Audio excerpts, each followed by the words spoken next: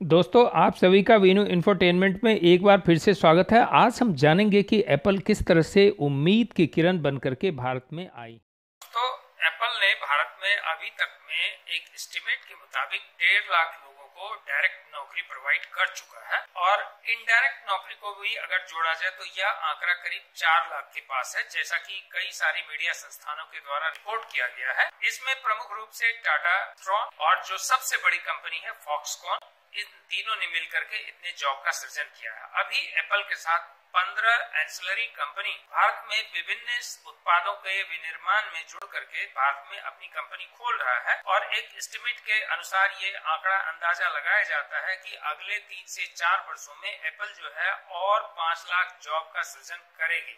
लेकिन जो इससे भी महत्वपूर्ण बात है कि हमारे देश के युवाओं को रोजगार का एक सुअवसर मिलने वाला है। अभी जो एक डाटा निकला है एप्पल कंपनी से कि इसके ज्यादातर जो इस कंपनी के द्वारा रोजगार का सृजन किया गया है वह 19 से 34 वर्ष के युवाओं को नौकरी दी गई है, जिसको कि हम फॉर्मिडेबल वर्कफोर्स करते हैं। और मोदी इन्फ्लेशन डिविडेंड में इसकी चर्चा बार बार करते हैं कि कैसे हमारे पास युवाओं की संख्या इतनी ज्यादा है जो कि काम करने के लिए तत्पर है। इतने जॉब का सृजन होना और एप्पल का यहाँ पे आना एक सामान्य घटना नहीं है। इसके पीछे काफी होमवर्क किया गया है, काफी मान मनोबल किया गया है, तभी एप्पल की टीम को भारत में अपना कदम रखे और एक तरह से सप्लाई चेन डाइवर्सिफिकेशन के लिए तैयार हुए हैं। इससे भारत को आने वाले वर्षों में बहुत ही बड़ा लाभ होने वाला है।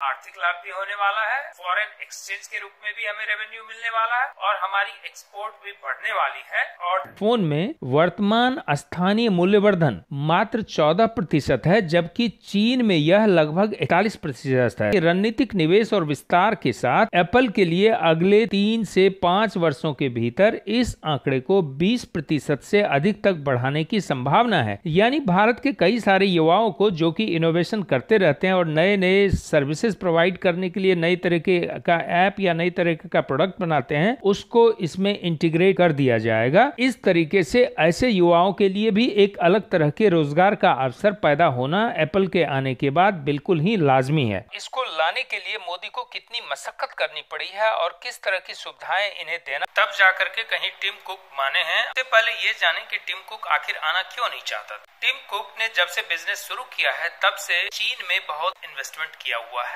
और इनके 95% असेंबली लाइन जो है वो चीन के अंदर ही है। $387 बिलियन के इस भीमकाय कंपनी को अपने ऑपरेशन को अचानक से चीन से शिफ्ट करना, जहां की इनका 95% असेंबली लाइन हो, यह कोई आसान काम नहीं है। सारी तरह की संभावनाएं होने के बावजूद भी इनके मन में उहापों की स्थिति बनी हुई थी। वह तो भला मानिए कोरोना का, जबकि इस बात पे विचार मंथन शुरू हो गया कि क्यों ना जो सप्लाई चेन है उसको डाइवर्सिफाई किया जाए और दूसरे देश में ले जाया जाए। लेकिन वह कौन सा देश होगा यह उनका निजी निर्णय होगा। इस बात को मोदी ने बखूबी समझा कि टिम कुक को मनाना इतना आसान नहीं है। जब तक कि उनको कोई स्वीटनर नहीं दिया जाएगा तब तक वो भारत में क्यों आएंगे। और इस निर्णय में कई सारे पहलुओं का सरकार के पॉलिसी का महत्वपूर्ण योगदान होगा। टिम कुक का डोनाल्ड ट्रंप के साथ काफी अच्छा रिश्ता था, तो कहीं न कहीं ऐसा माना जाता है कि मोदी ने डोनाल्ड ट्रंप का इस कंपनी को अपने यहाँ शिफ्ट कराने में सहयोग हासिल किया है।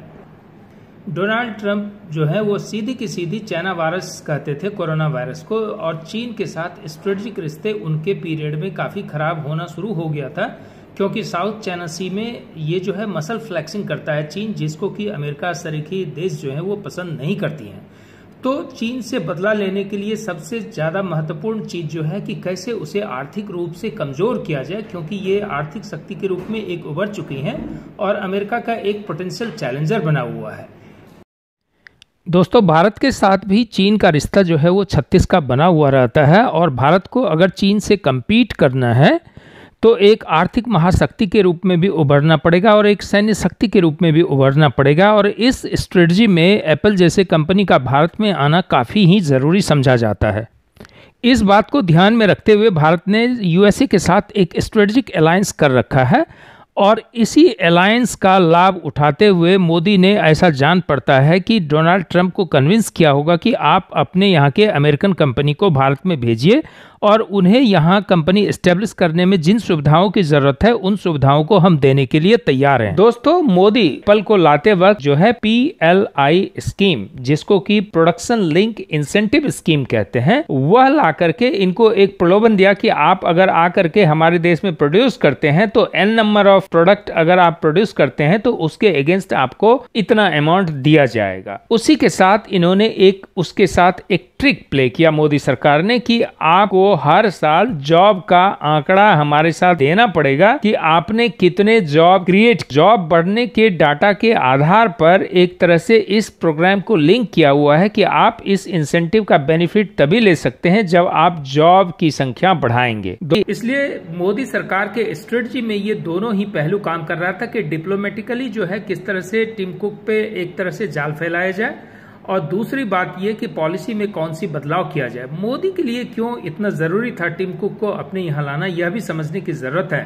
भारत में नौकरी एक अहम मुद्दा बना हुआ है देश के अंदर में, और यहाँ जो युवाओं की संख्या है वो काफी बढ़ते जा रही हैं, और उन युवाओं के लिए मोदी भी चिंतित हैं क्योंकि बेरोजगार होने से आपके देश का GDP भी घटता है और अराजकता भी साथ में पैदा होती है। कंपनी का आपके देश में आना कितनी बड़ी बात है, यह समझने का प्रयास करें।